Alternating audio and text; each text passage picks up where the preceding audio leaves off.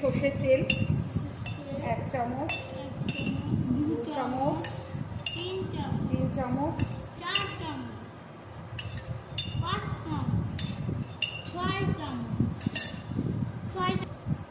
এটাকে আমি মাখিয়ে কিছুক্ষণের জন্য 5 মিনিটের মতন রেখে দেবো মাংসটাকে ম্যারিনেট করার জন্য। মাখিয়ে ঠিক রেখে বললাম না? ঠিক বলেছি তো? হ্যাঁ ঠিক বলেছি। এটাকে মাখিয়ে রেখে দেবো। এরপরে একটু হালকা তেল দিয়ে আর একটু জিরে দিয়ে একটু তেজপাতা ফোড়ন দিয়ে এটাকে কষাবো। হ্যাঁ বলো, জল দিয়েছি না?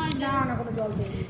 অনেক তেল পড়ে গেছে বলে জল তেলটা আর একটু মশলা আছে, বাটাটা আছে, সেটার জন্য এরকম একটু ওই বাটার জল ফলগুলো এটা করে রেখে দিলাম।